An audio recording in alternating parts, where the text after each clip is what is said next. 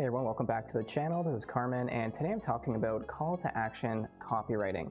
Now, calls to action are a really small component that every advertisement and thing you write needs, but it makes a huge impact. And if you know how to write calls to action properly, where to use them, and the different types of calls to action, it'll just maximize the engagement and the response you get out of your copywriting, and ultimately that means more sales and conversions.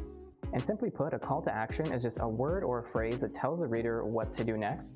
And often it's a logical and rational thing what they should do, but sometimes customers need that little bit of a push to help them do something. And for example, call to action might be something like buy now, subscribe now, click here, phone this number, email this, and anything from a product page to the checkout page, a marketing funnel, sales letter, a small PPC ad, all need some kind of call to action that helps push the reader towards the main goal.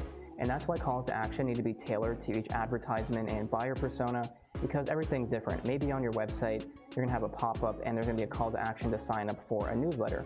So instead of just talking about what the newsletter is about, you'd make sure to have somewhere on that pop-up, maybe even in the button, telling them to subscribe now, enter their email. On a product page, it might be add to cart, click here, buy today. Or if it's on some kind of sales page, it could be call this number, get a free consultation, and so on. So make sure that no matter what kind of copy you're writing, you're telling the reader what to do next to help push them in that direction of the sale, but also tailoring it to the exact buyer persona and situation. Now let's actually look at some examples of call to action copywriting so you get a better idea of actually how this looks like when it's in action. So let's begin with Nordstrom, the fashion retail company that sells both men's and women's clothing. Now, the call to action explore more is perfect in the fashion industry because many users are just browsing and casually shopping, and there's a huge array of things they can buy. So it just entices them to check out more of Nordstrom's collections, the new releases, and their style advice section. Now, this is a really wise move also from an SEO perspective because Google looks at factors like average time on page, bounce rate, and so on, both of which would be improved by using a call to action like this, pushing people deeper into the website, checking out different product categories, pages, and individual products. Then there's QuickSprout, the digital marketing agency that was founded by the legendary digital marketer Neil Patel.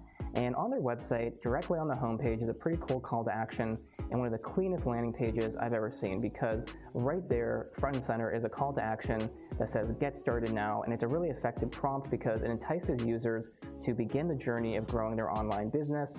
Also, it gives them that benefit of entering their information, and you'll notice that the size and the color of the call to action area just stands out and it contrasts, so it's really easy on the eyes, it catches the attention, and then with that call to action actually prompts the reader to do something. So it grabs their attention, gets that kind of stimulation, and then pushes the user in a very specific direction. So it also requires you to think of the marketing funnel, the sales funnel, or the lead gen funnel that you or a client is using.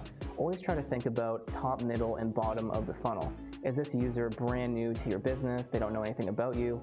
Well, you're gonna have to push them in a different direction than somebody who's already in the consideration stage, the middle of the funnel, and maybe they know a bit about you, they know a bit about the solution they want. You would push that person in a different direction. And then lastly, if someone's in the bottom of the funnel, you would push those people in their own direction, probably to a free trial, a free consultation, because they're at a completely different buying temperature. Thirdly, let's look at Shopify Plus. Now, Shopify is the largest e-commerce platform in the world, and Shopify Plus is for the bigger companies that use their platform. I came across one of their ads and I thought it'd be pretty cool for this YouTube video, and you can see that they're offering a free book called the Global E-commerce Playbook that guides users through growing a global company, which appeals to the buyer persona of Shopify Plus because they're not appealing to just small entrepreneurs, freelancers, and small businesses. They're trying to target those enterprises. So the offer itself and how it's presented is perfect. And then you can see that it says download the playbook and also download. So it's just telling you exactly what you're getting, but also pushing you to get that downloaded. And then in that funnel, they can probably remarket to you. Within the report itself, it's going to promote Shopify, but it's a really cool, simple example of how you can quickly do call to action copywriting in a short Facebook ad. But let's recap real quick. So a call to action is a word or a phrase that tells the reader what to do next. They're really simple, they're quick, but every single form of copywriting, from a short ad all the way to a long form sales letter, needs calls to action. You need at least a single one, and it also needs to be tailored to the buyer persona, so the actual audience you're targeting, the step they're in the buyer's journey, and also what you're trying to achieve. Is it a newsletter subscription, a product sale, a phone call, a consultation, and so on. Make sure to split test calls to action as well. You might find that on a sales page, for example, shop now ends up performing better than buy now and so on. And if you split test that across many different assets and pages, you end up generating a lot more conversions and revenue, whether that's for you or a client.